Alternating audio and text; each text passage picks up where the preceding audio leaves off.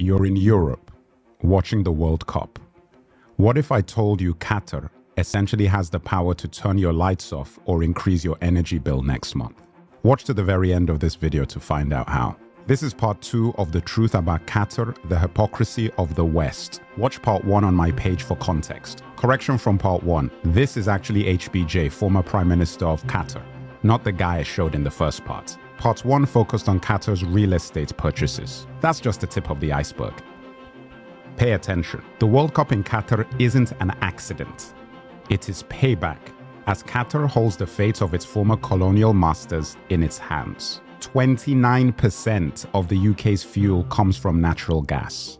Almost all of the UK's liquefied natural gas comes from Qatar. This is via the South Hook terminal at Milford Haven, which is 67.9% owned by Qatar. So, if the UK government made Qatar angry, they could literally turn the lights off. Your hot water, central heating, PlayStation, Netflix, Qatari fuel powers all of it. Germany has also struck a deal with Qatar to get fuel from them as well, so it feels like everybody's joining the party. Qatar also has plans to invest heavily in the US in the coming years, so if you're American, you're not getting out of this one. It gets worse.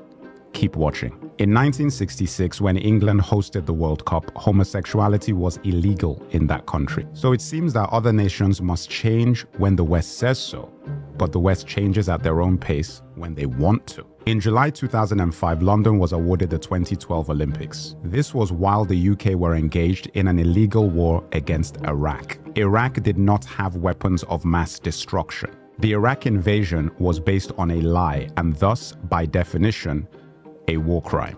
There was no protest of the London Olympics in 2012. Russia invaded Ukraine. The US invaded Iraq. Russia is banned from the World Cup. The US will be hosting the next World Cup in 2026.